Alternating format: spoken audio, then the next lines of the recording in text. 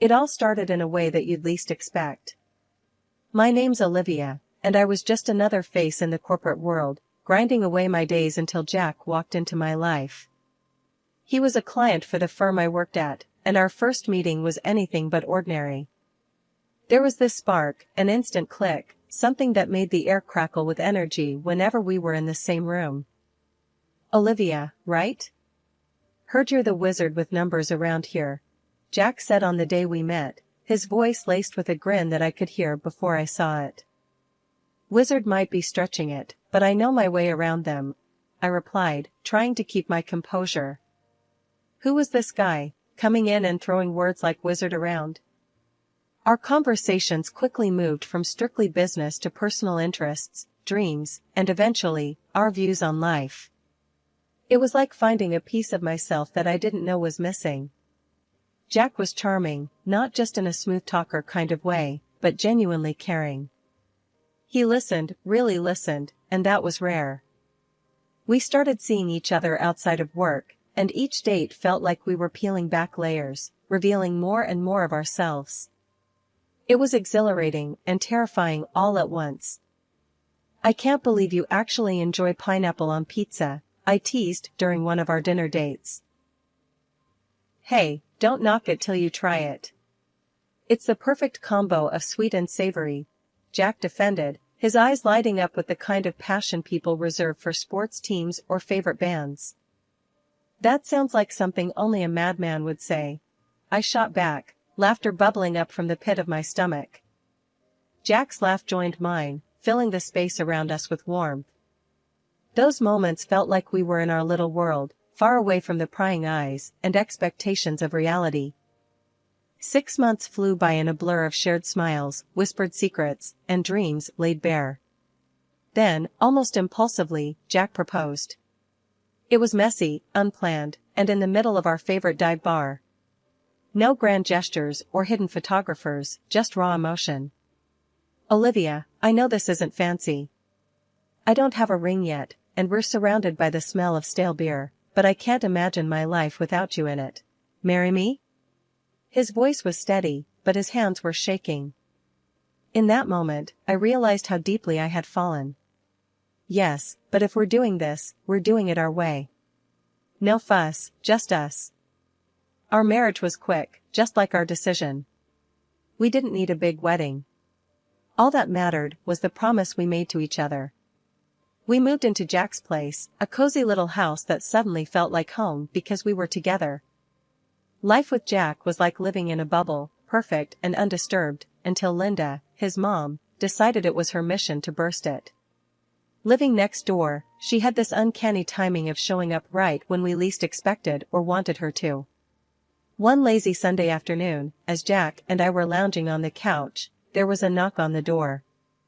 Before we could even pretend we weren't home, Linda barged in like a hurricane on a mission. "Olivia, darling, how are you?" she bellowed, her voice carrying that peculiar mix of concern and accusation. "I'm good, Linda. Just enjoying the weekend," I replied, forcing a smile that felt more like a grimace. "Enjoying, huh? You know what would make weekends better? A grandchild running around," she shot back, her eyes darting between Jack and me, as if her mere gaze could impregnate me. Jack, ever the peacemaker, tried to lighten the mood. "Mom, we've talked about this. We're not in a rush." Linda wasn't having any of it. "Not in a rush? I had Jack when I was your age, Olivia. The clock is ticking, you know." Her words hung in the air, a constant reminder of the pressure she was piling on us. It wasn't just the occasional comments anymore, it was every single visit. Dinners were marred by her pointed questions and comparisons to her friends' children, who were apparently popping out grandchildren left, right, and center. One evening, she overstepped more than usual. We were at her place for what was supposed to be a peaceful dinner. The main course wasn't the only thing served, Linda dished out her ultimatum as well. "Olivia, I've been patient, but I need to know. Are you even capable of giving me grandchildren? Linda's voice was sharp, each word slicing through the pretense of a familial meal. I was taken aback, anger boiling in my veins. Linda, that's way out of line. We'll have kids when and if we want to. And when we're ready, not because you're demanding it. Jack finally found his voice, though it was softer than I'd hoped. Mom, Olivia's right. This isn't just about what you want. But Linda was relentless. Fine, if you won't do it for me, do it for yourselves. But I want you to get checked out. I need to know the problem isn't from your side. The nerve of her, as if bearing children was some family duty I was failing at. Jack looked at me, his eyes apologetic. Maybe you should, Liv. Just to get her off our backs. I agreed, but on one condition. Fine, but you're getting checked too, Jack. Fair's fair. Okay. Anything for peace, he conceded, though I could tell he was just as annoyed. The whole ordeal of getting tested was humiliating and invasive, not to mention completely unnecessary in my eyes. But it turned out to be an eye-opener in ways we hadn't anticipated. Jack's results came back, and the irony of the situation wasn't lost on us. The issue Linda was so concerned about, the delay in expanding our little family, stemmed from her precious son. The aftermath was a blend of vindication and sorrow. I wasn't sure how to feel. I wanted to rage at Linda, to throw her words back in her face, but I also saw the man I loved crumbling under the weight of his own imperfections. Linda's reaction was predictably unsupportive. Instead of rallying around her son, she doubled down on her blame game, pointing fingers at me for not being understanding enough, for not caring for Jack in his time of need. And Jack? Well, he wasn't the same. The light in his eyes dimmed, replaced by shadows of doubt and shame. He retreated into himself, leaving me to fend off Linda's barbs alone. Jack's struggle with the news about his fertility hit him harder than a freight train. Instead of facing it head-on, he looked for escape in booze, letting the bottles drown out his sorrows and shame. Nights turned into a blur, with him either passed out or staring into nothing, a whiskey bottle his only company. One evening, I couldn't just watch him spiral anymore. Jack, this ain't the way, you know. We gotta face this thing together, not let it tear us apart, I said, my voice a mix of frustration and worry. He just scoffed, the smell of alcohol heavy in his words. Face what, Olivia? That I'm a failure? That I can't give you kids? What's the damn point? It's not about that, Jack. It's about us, finding a way through. The doctors said it was unlikely, not impossible. Maybe see other doctors, explore other options. I tried to get through to him, but it was like talking to a wall. Other options? You mean raising some other guy's kid? That ain't gonna be my child, Olivia. How am I supposed to live with that? His words were like daggers, but I knew it was the booze and pain talking. Any child we raise would be ours, Jack. Ours. It doesn't matter how they come to us, I countered, but it was like I was speaking a foreign language to him. He just shook his head, sinking further into the couch and his despair. You don't get it, Liv. You'll never get it. That night was just the start. Jack began blowing off work, first with sick calls, then not even bothering. His job, once his pride, now seemed like just another burden. Linda, his mom, only added fuel to the fire. Olivia's not doing enough for you, Jack. A real wife would have you out of this slump, she accused one day, her voice sharp enough to cut glass. I had enough and shot back. Doing enough? I'm trying to keep us afloat here, Linda. But he needs more than just me yelling at him. He needs help, real help, not just your complaints. Linda glared at me, her voice icy. My son doesn't need some shrink. He needs his family. And a wife who's actually there for him. Her words stung, but I knew standing by Jack was all I was doing, even as he slipped further away, becoming a ghost in his own life. I tried again one night, the silence heavy between us. Jack, we can't go on like this. I can't watch you tear yourself apart. I love you, damn it. For a moment, there was a glimmer of the old Jack in his eyes. I don't know how to stop this, Liv. I'm lost. It was a crack in his armor, but promises made in desperation are fragile. And as time went on, the depth of Jack's descent became painfully clear. The last straw was his job. They fired him for showing up drunk, if he showed up at all. After that, he just lay on the couch all day, a shell of the man I married. Whenever I tried to reach out, to pull him back, he'd just head to Linda's, seeking refuge in the one place that never seemed to help. Days blurred into each other, each one a repeat of the last, Jack on the couch, lost in his own misery, and me, juggling 2 jobs just to keep us afloat. It felt like we were stuck in a never-ending storm with no way out. But then, something changed. It was a regular Thursday evening when I found out. I'd been feeling off for a while, sick in the mornings, and just not myself. On a whim, I picked up a pregnancy test. I remember standing in our cramped bathroom, waiting for the result, my heart hammering in my chest. When the positive sign showed up, I couldn't believe it. I was pregnant. I remember the moment I decided to tell Jack. He was on the couch, staring off into nothing, a half-empty bottle of beer in his hand. My heart was hammering in my chest, but I had this crazy hope that maybe, just maybe, this news would snap him out of whatever hole he'd fallen into. "Jack, I have something to tell you." I'm pregnant," I said, the words feeling both heavy and light at the same time. Jack's reaction was nothing like I'd hoped. He looked at me like I'd slapped him. "Pregnant? How the hell is that possible? You know what the doctor said about me." I tried to keep my voice steady, to explain the situation calmly. "Jack, the doctor said it was unlikely, not impossible. This baby is ours." But Jack wasn't having any of it. He got up, his anger palpable. "Ours? Don't give me that crap, Olivia. You've been cheating on me, haven't you? That's the only way this makes sense." Before I could even process what he was saying, Linda barged in, her timing as impeccable as ever. "What's all this shouting about?" she demanded. Jack was quick to fill her in, his words twisted by bitterness. "Olivia's pregnant. Claims it's mine, but we both know that's a lie." Linda turned on me, her eyes flashing with accusation. "You ungrateful little. After everything we've done for you, you go and betray my son like this?" I couldn't believe what I was hearing. Betray him? "Linda, I've been here, trying to make things work, even when Jack gave up. This baby is his, whether you like it or not." The argument spiraled from there, with both of them hurling accusations and demands. Linda, in her infinite wisdom, decided I should leave. "Get out of this house, Olivia. We don't need a liar and a cheat under this roof." I was so tired of the fighting, the accusations, the endless cycle of despair. So, I agreed. "Fine. I'll go. But not for you.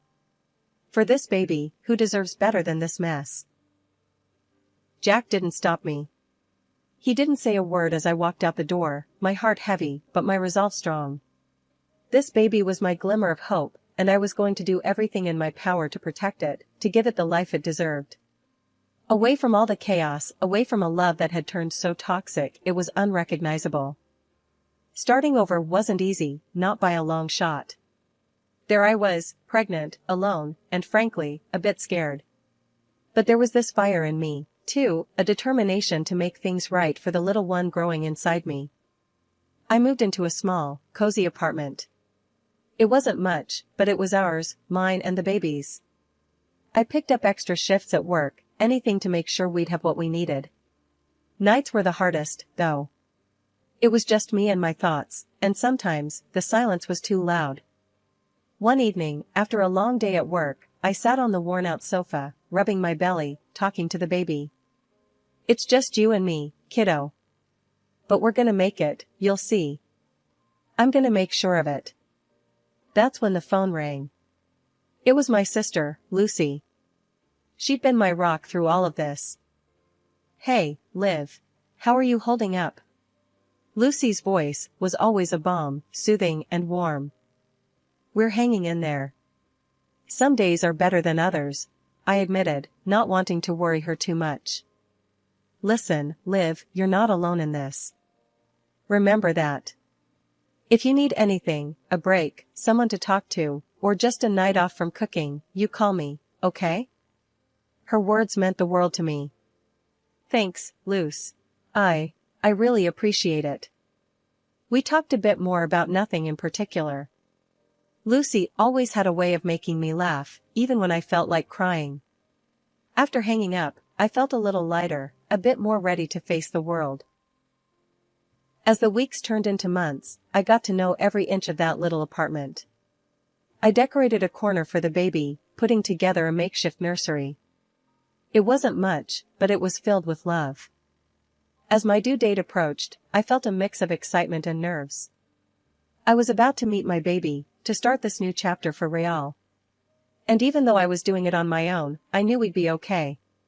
Life as a single mom had its set of challenges, but me and my little boy, Max, we were doing all right.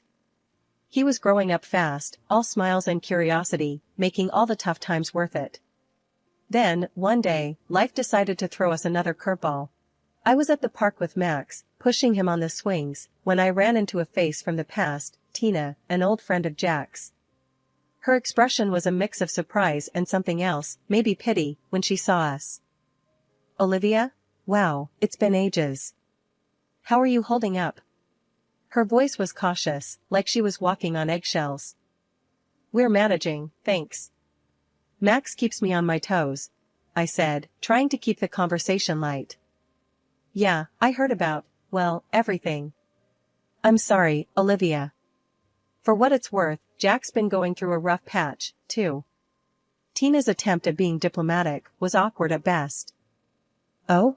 I prompted, not sure I wanted to know but asking anyway. He got married again. Had another kid, but things didn't go well. There were problems, with the baby. He was born, not quite healthy. And then Jack got into trouble for not paying support. It's a mess. Tina's words tumbled out in a rush. Hearing about Jack's troubles stirred up a storm of emotions in me. Part of me felt vindicated, seeing him face consequences for once. But there was no joy in it, especially hearing about another child caught in the middle of his mess. Life has a way of catching up with you, I guess, I said, my voice neutral. Tina nodded, awkwardly shifting from one foot to the other. Yeah, it does. Look, Olivia, I know it's none of my business, but, are you all right? After everything? I looked at Max, who was laughing, urging me to push him higher on the swings. We're more than all right, Tina. We've moved on. And we're happy, really happy. That night, as I tucked Max into bed, I thought about Jack and his other child. My heart ached for that little one, caught in a situation they didn't choose. I whispered a silent prayer for them, hoping they'd find some peace amidst the chaos. Life with Max was a whirlwind of school runs, soccer games, and endless questions. He was my little man, growing up too fast, and I was doing my best to keep up. Our routine was hectic but happy, until one day, a blast from the past turned our world upside down. It was just another day, me and Max doing our usual grocery run, when out of nowhere, Linda, my ex-mother-in-law, shows up. It was like bumping into a ghost from a past life I'd worked hard to forget. As soon as she saw us, her eyes lit up, especially when they landed on Max. Without a second thought, she swooped in, trying to hug him. Max, who's not used to strangers, especially not her, hid behind me. Olivia, let me see my grandson. He looks so healthy, not like the other one, Linda said, a twisted sort of pride in her voice that made my skin crawl. Back off, Linda. You've got no right to come here and make demands. Especially talking like that about a sick child. It's disgusting, I snapped, putting myself between her and Max. She huffed, her face all twisted up in anger. You can't keep me from him, Olivia. He's my grandson too. I have rights. Yeah? Well, it's funny you suddenly remember you've got a grandson now. And as for rights, you lost those the minute you sided with Jack, calling me every name under the sun. Forget it. You're not coming anywhere near Max. I shot back, every word laced with years of pent-up frustration. We left her standing there, fuming. But it didn't end at the store. Later that day, she called, her voice all sweet and poisonous at the same time. Olivia, you're making a mistake. I'll sue if I have to. I want to see my grandson, Linda threatened, thinking she could bully me into submission. I held the phone away from my ear for a moment, taking a deep breath to steady myself. You really want to go down that road, Linda? Because if we end up in court, I'll make sure everyone knows the kind of person you really are. How you treated me, how you talk about your other grandchild. You think a judge will look kindly on that? There was silence on the line for a few beats, and I could almost hear the gears turning in her head. You wouldn't dare, she finally hissed. Try me, Linda. I've kept my mouth shut for too long. But I'm done playing nice. Max and we're doing just fine without you. So, you go ahead and try your luck in court. We'll see how far it gets you. After a moment, she hung up, and that was the last I heard from her. I wasn't sure if she believed I'd follow through or if the thought of her dirty laundry being aired in public was too much for her. Either way, Max and I were left in peace. As I tucked him into bed that night, I thought about how far we'd come and how much we'd overcome. Everything's gonna be alright, buddy, I whispered, more to myself than to him. That night, I realized no matter what came our way, we'd face it together, just like we always had. And no one, not even Linda with her threats and bitterness, could take that away from us. Life after Linda's threat had been strangely peaceful.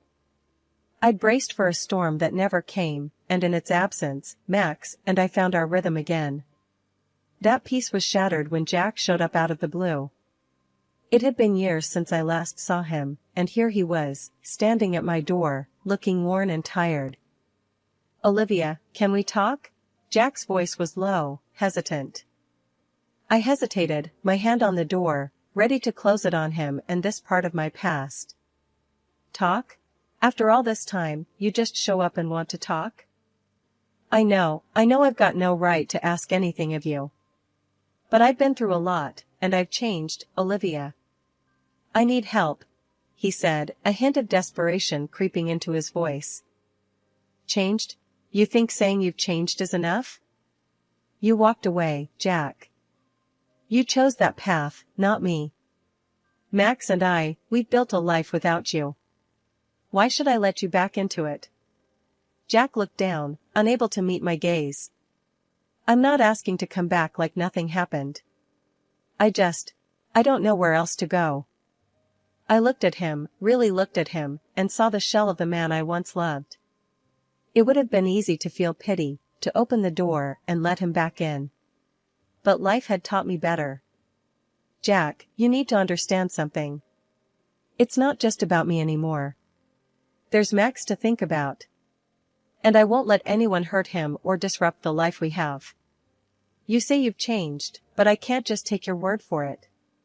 You need to prove it, not for me, but for yourself. Jack nodded, a semblance of understanding dawning in his eyes. I get it, Olivia. I really do. I'll try to do better. That's all anyone can ask, Jack. But for now, you need to leave. Max and I have a life, a good one.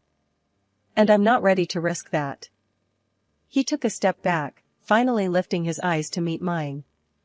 I understand. Take care of Max, Olivia. He deserves the best. I will, Jack. I always have. Closing the door on Jack was like closing a chapter of my life I never thought I'd revisit. It was hard, but in that moment, I knew I'd made the right decision. Later, as I watched Max play in the backyard, the late afternoon sun casting long shadows over the lawn, I realized how far we'd come. We'd faced down ghosts from our past and stood our ground, stronger and more united than ever. Mom, look, Max called, waving at me from his makeshift fort. I smiled, walking over to him. What is it, buddy? Just wanted to show you the fort. It's our castle, he said, his eyes shining with pride. Our castle, huh? I like the sound of that.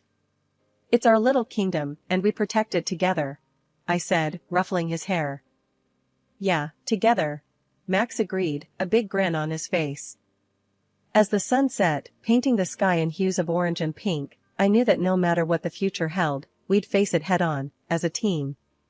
Our little family of 2 was a force to be reckoned with, built on love, resilience, and a firm stand against the challenges life threw our way. And that was all we needed.